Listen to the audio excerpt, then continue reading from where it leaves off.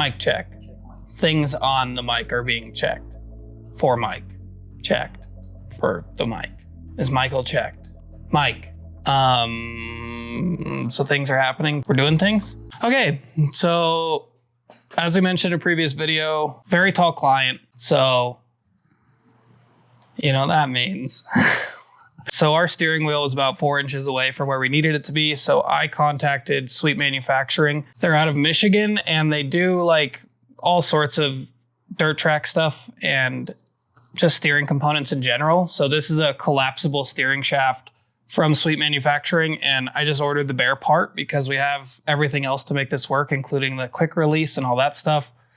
So we'll be just fully unpackaging this and just swapping out our shorter steering shaft for this super long, nice, thick black one.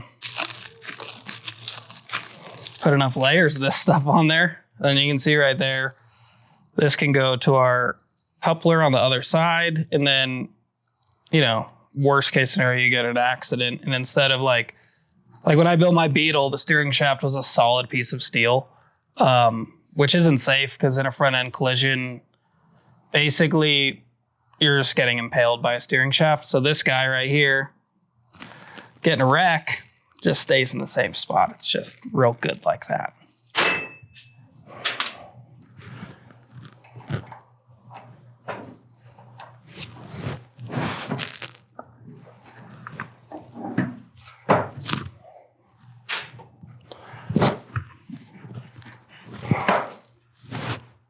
Real tight, real tight.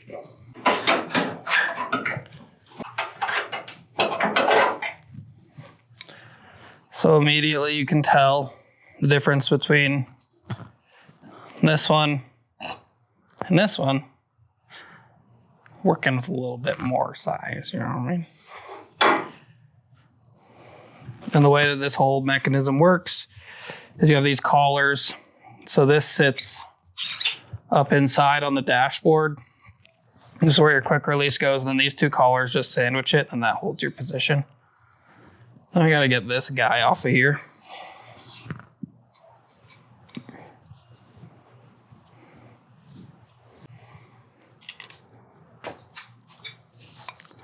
Just the custom.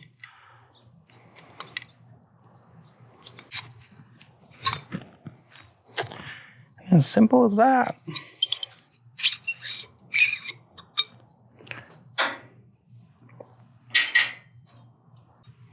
We'll just fumble there for a little bit.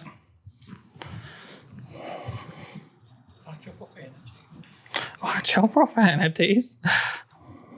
And then we have the boot and everything for this. It's just easier to install without it to begin with, because the way this car goes is everything's gonna have to be together. It's gonna have to be a running car, and then everything will be taken apart. And then that's when paint and body and all that super fun stuff is gonna start. We'll take our little collars that I want to be a lot easier to get onto things than they are. I'm gonna assume we had like a few inches of stick out on that one. This is all adjustable after the fact.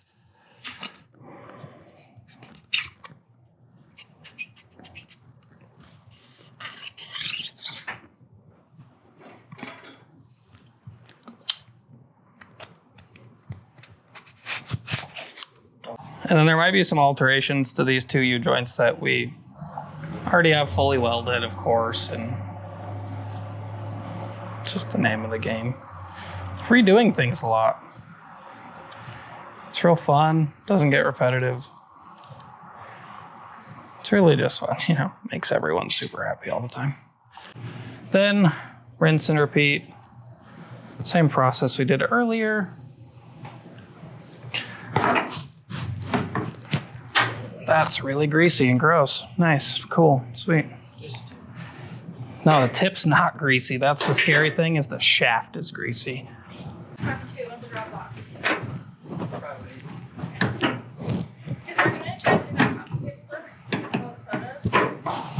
I'm thankful for that.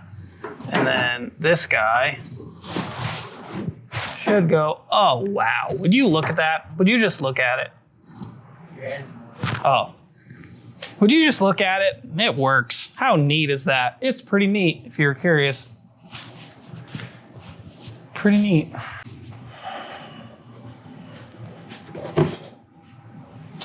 So now we can remove all this, which is a pain in the ass. Razor knife. And this is like actual racing style quick release. It's not your aluminum NRG that you spin around and ding like a bell. And then you wear it out over time, and then eventually your steering wheel doesn't work. It's like real racing stuff.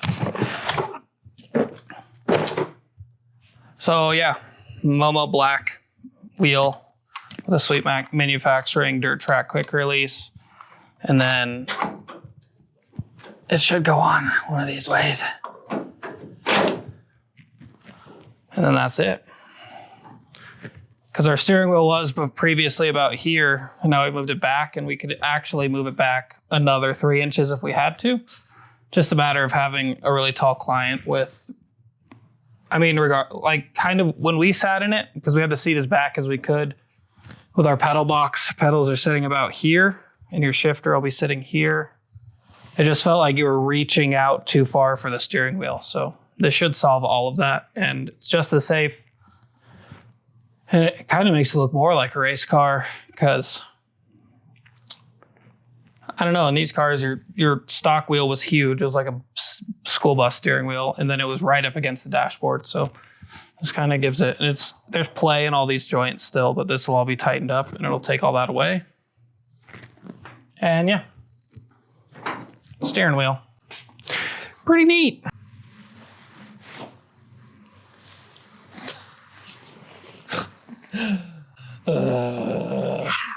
Oh, good. Great. Hell yeah. Kind of all the fun stuff's done. It's all just small shit now, but we're getting there. Things are getting checked off the list. You got a rear view mirror.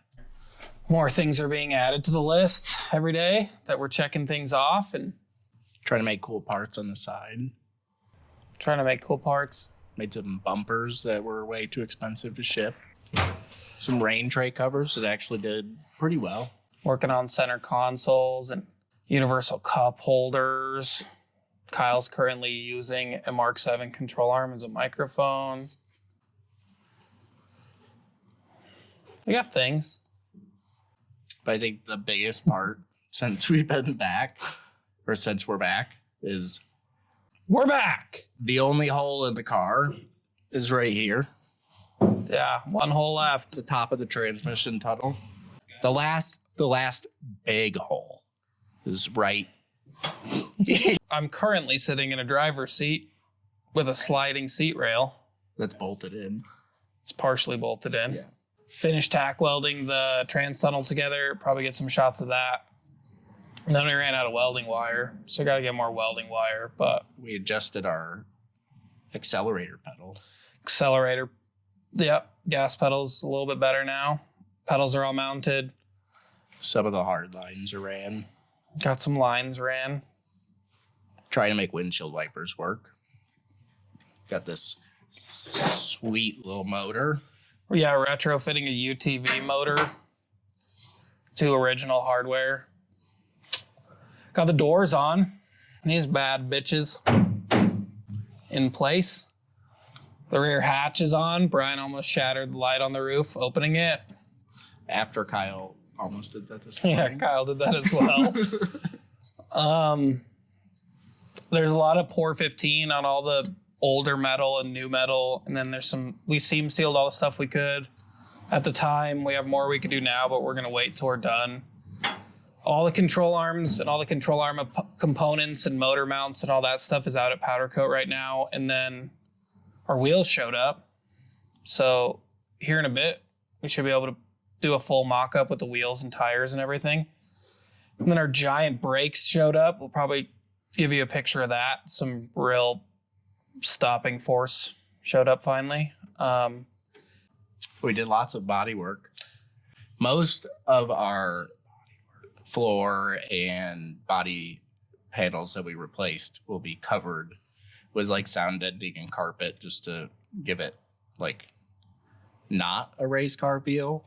Like we don't want it to be unbearable to sit in.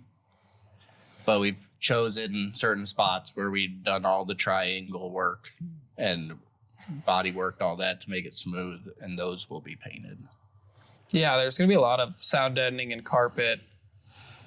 We also got our exhaust mostly done. I mean, we don't have our motor yet, so we went from the exhaust tips through the trans tunnel, which if you look down on the passenger side, you can see the firewall we had to create for our exhaust.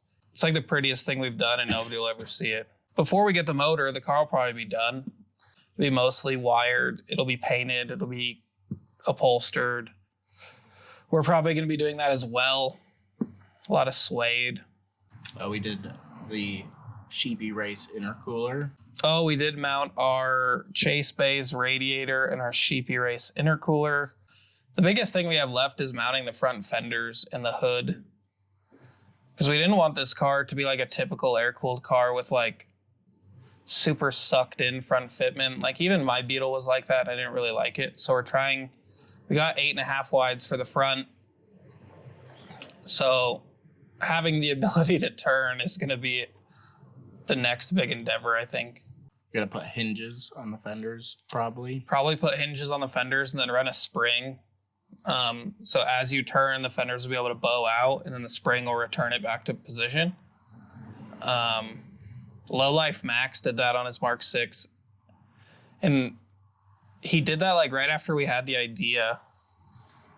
Not that we stole it or he stole it or anything. It's just like one of those great minds think alike. Old boy Corvette cruising.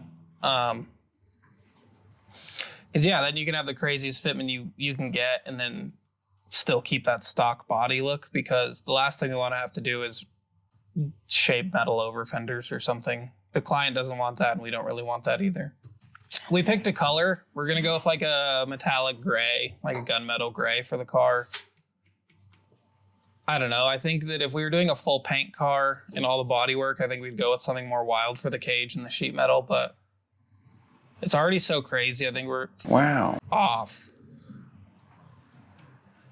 Yeah, I think we're just going to go with just a nice gray, some flake in it, just so that, I don't know, we kind of want it to be, it's not going to be understated with our wheels, but somewhat understated. And then when you take like a peek inside the car, the engine bay, you realize just how much work has gone into it. Yeah. At first glance, you'll be like, this thing's a piece of shit. But then you'll hear it, and then you'll look inside of it, and you'll be like, oh, wow, that thing is really a whole lot. Oh, we got our custom gauges. I'll probably pull those out too. Speed Hut made some gauges for us that are really cool. They have our logo inside of them and stuff. GPS, Speedo, all that goodness. We're feeling good. Went to the DMV yesterday. That helped them a lot mentally. No, I think that it's just the point where everybody gets in building a car where like we're so jaded by it. We see it every single day. But I think once in the next couple of weeks when we get it painted, then we get that full mock-up and get it off the table, I think that'll like rejuvenate everything. Just think we're at a point where like doing the tube frame and all that shit was so much fun. It was so cool, like every day seeing it transform, and now it's like body work and paneling and just doing all the things to make it a car. If we could just tube frame cars and then send them out, it would probably be much more fun, but that's not like the reality of building a full car. Super thankful for the plasma table. We realized the other day that we've probably cut 4 or 5 things by hand. Everything else has been done on the table, so that's really nice. Yeah, it'll also be really fucking nice to drive this thing. Once we get wheels on it, I'll push you around. Deal. And I'll make engine noises. Yeah. But yeah, it's just been a while since we did a video, so we figured we'd do a recap. The Mark 1 stuff looks really good. Like the Rain Trade Elites, all the people that have received them are super happy with them. Those are super cool. Hopefully these center consoles will be done soon. We want to do more things like that. Get away from kind of the high liability stuff and get into like just the cool add-ons for cars. So yeah, be on the lookout for that stuff. We got a shipping account, so our stuff's a lot cheaper to ship now. Know what I'm saying?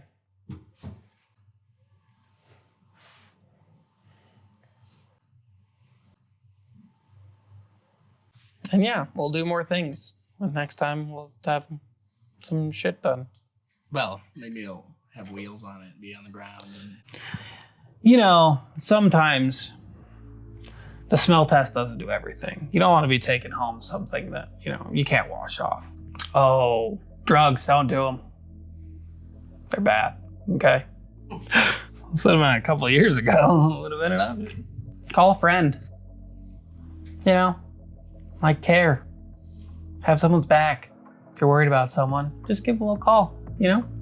Don't be a shit ass. Spay and neuter your animals, you know? What can I say? Don't buy gas station sushi.